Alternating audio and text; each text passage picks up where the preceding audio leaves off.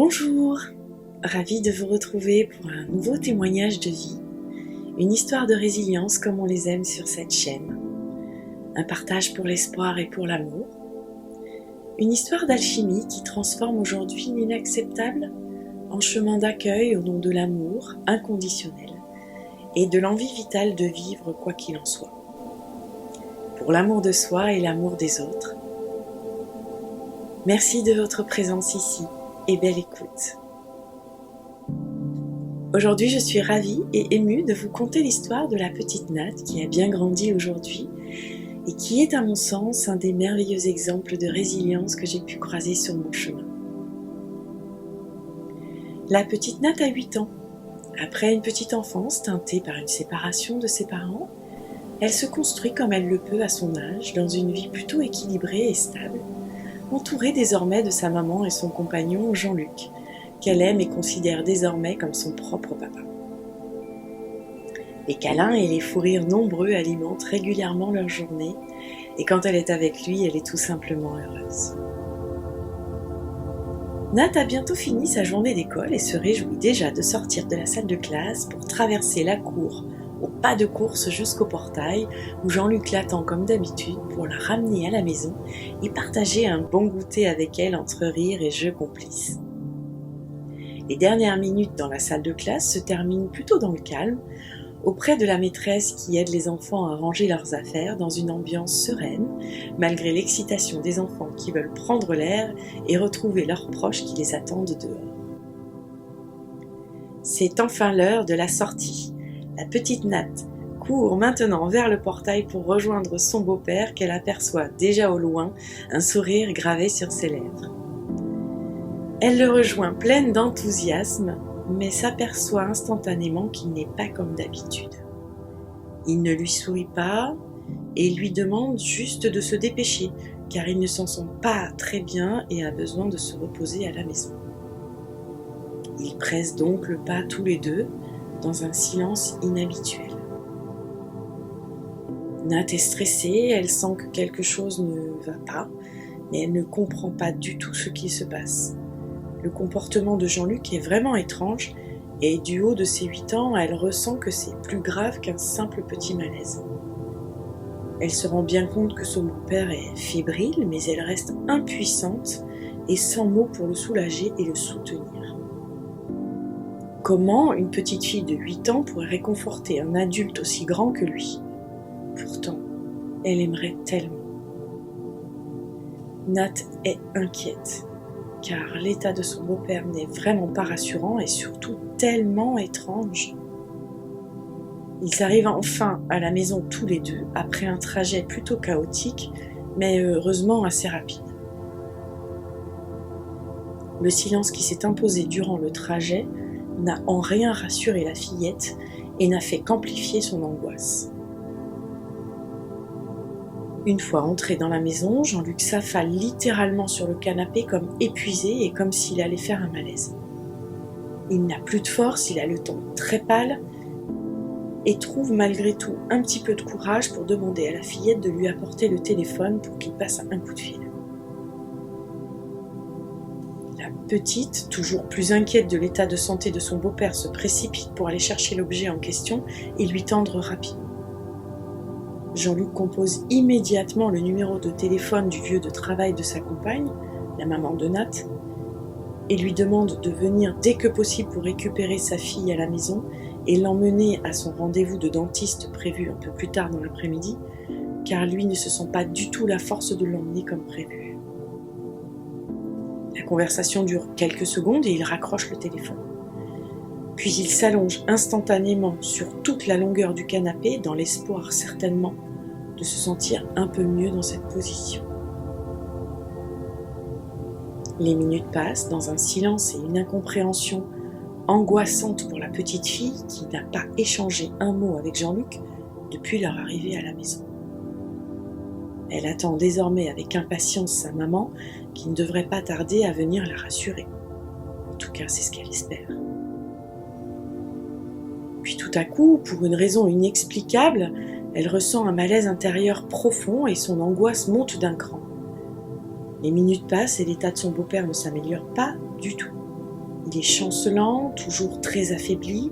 Il ne parle pas depuis qu'il a raccroché le téléphone et commence même à s'endormir.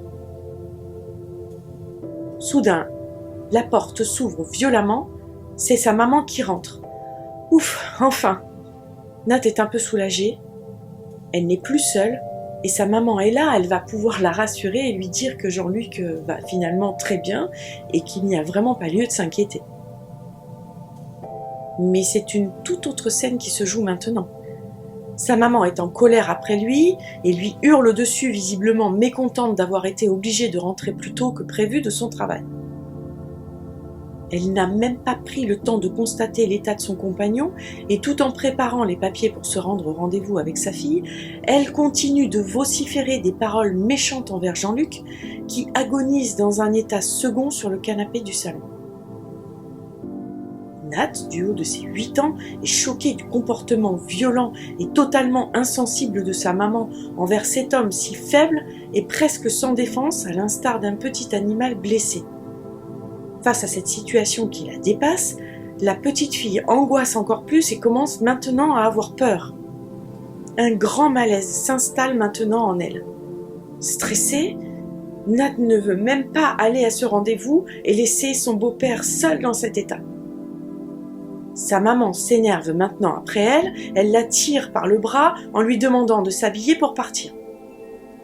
Nat est désemparée. Elle a mal au cœur, elle ne se sent pas bien, elle a même un mauvais pressentiment.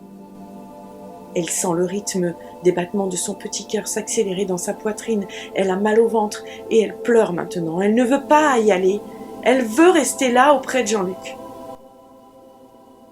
Sa maman la pousse vers l'extérieur de la maison, ferme la porte et l'emmène à son rendez-vous. Nat ne peut rien faire, rien dire qui puisse changer les choses, elle le sait. Elle a 8 ans. C'est une enfant. Elle ressent que quelque chose d'important se joue à ce moment-là. Elle ne peut rien décider, rien changer. Et pourtant. Quelque temps plus tard, sur le chemin du retour vers la maison, Nat est contente et soulagée de rentrer, malgré un malaise quand même persistant à l'intérieur de son petit être. Immédiatement passé le seuil de la porte d'entrée, toutes les deux s'aperçoivent que Jean-Luc n'est plus allongé sur le canapé et s'imaginent qu'il va beaucoup mieux et qu'il a dû peut-être s'allonger pour se reposer dans la chambre. Elle vérifie bien sûr dans la chambre, mais sans succès, et commence donc à l'appeler et le chercher dans toutes les pièces de la maison. Arrivées dans la cuisine, elles se dirigent toutes les deux vers la porte du fond qui mène au garage. Dernier endroit où il est susceptible d'être présent. La petite Nat est derrière sa maman et lui emboîte le pas.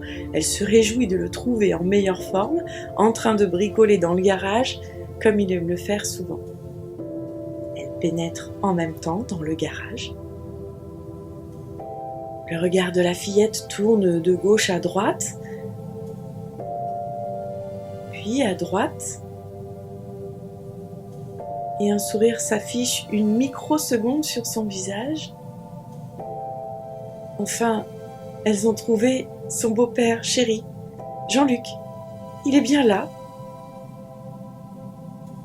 Mais il est accroché au bout d'une corde, pendu à une poutre du garage. Il pend, raide, le corps lourd, immobile, ses pieds ne touchent pas le sol et sa tête est beaucoup trop près du plafond.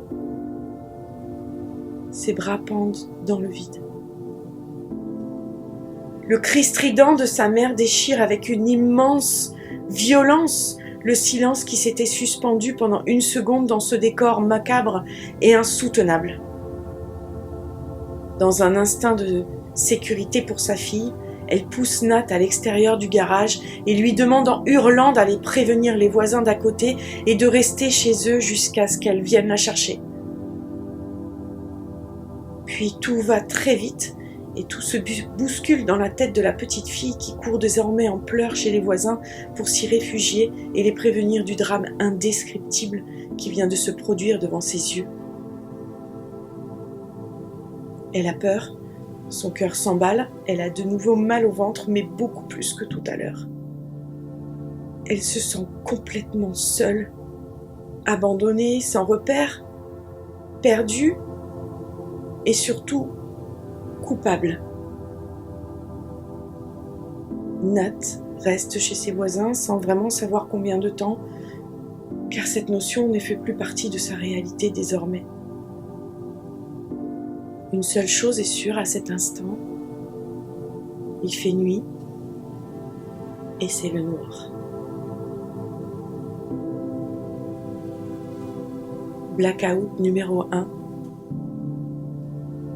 Plus de souvenirs. Maintenant, il fait jour. La maman de Nat est auprès d'elle chez les voisins qui les ont recueillis. Il y a aussi d'autres personnes qu'elle reconnaît et puis il y a surtout Mamie Paulette. Blackout numéro 2. C'est le néant.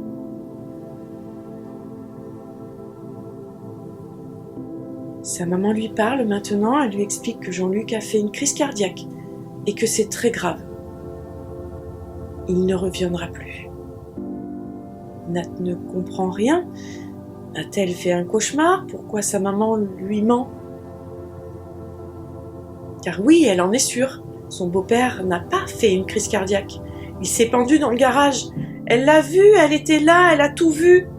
Elle se souvient de tout, elle l'a vu de ses yeux. Même si elle a 8 ans, elle comprend ce qui s'est passé. Pourquoi maman lui ment-elle?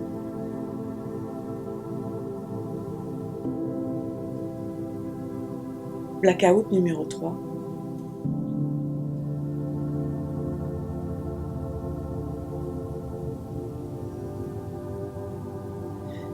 Les années ont passé.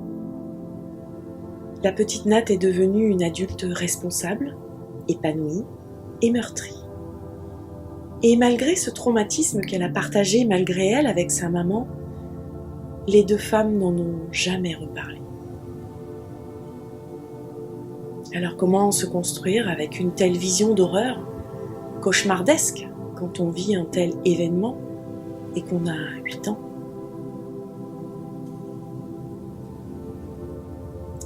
La leçon de résilience de Nat. Elle a grandi dans le mensonge, les non-dits et la culpabilité, mais le temps lui a permis d'apprendre qu'elle n'était en rien responsable du choix de Jean-Luc et qu'elle n'aurait rien pu faire contre cela. Au fil des années, elle a accepté que ces mensonges et ces non-dits ne lui appartenaient pas et qu'ils ont certainement existé à travers sa maman dans l'espoir de protéger sa fille. Sa maman a fait comme elle a pu, avec les moyens qu'elle avait pour gérer cette situation extrême que personne ne peut juger. Nat a appris à gérer toutes ces expériences de vie, aussi douloureuses et traumatiques soient-elles, et à y faire face en restant dans le non-jugement et l'acceptation. À sa façon et avec ses propres émotions, sa force intérieure et sa volonté de s'en sortir, elle a trouvé au fil du temps cette ressource vitale, cette robustesse qui se sont forgées au fil des années, de s'identifier en tant qu'adulte et personne à part entière, et à se détacher de cette petite fille traumatisée en changeant le cours des choses sur les événements traumatiques vécus. En observant son histoire avec un regard adulte, Nat a appris la compassion, la réflexion, l'évolution de ses ressentis, la prise de conscience, le détachement à ce qui ne lui appartient pas, le pardon et surtout la confiance en elle. Les conseils de Nat: faire confiance à la vie, au temps qui passe et qui apaise sans oublier. Se faire confiance en ses capacités d'avancer malgré le chaos et les blessures. Accepter ce qui est et lâcher prise sur ce qui ne nous appartient pas. Comprendre que dans le malheur, il y a toujours une leçon de vie positive à en tirer lorsqu'on veut véritablement la voir. Aimer la vie, simplement. Je remercie infiniment la petite mais aussi la grande Nat pour ce témoignage et ce magnifique exemple de résilience qu'elle nous a partagé aujourd'hui. Je terminerai par une citation d'un auteur inconnu. La vie est tellement ironique. Il faut avoir connu la tristesse afin de savourer le bonheur, le bruit afin d'apprécier le silence et l'absence afin de profiter de la présence. Merci infiniment de votre écoute et de votre bienveillance pour ces histoires vécues, authentiques et uniques, comme vous tous, comme nous tous. Et vous, quel alchimiste êtes-vous ? Si cette histoire vous a plu, n'hésitez pas à cliquer sur le pouce sous la vidéo, partagez si cette histoire a résonné et vous abonner pour d'autres histoires d'alchimistes et de résilience.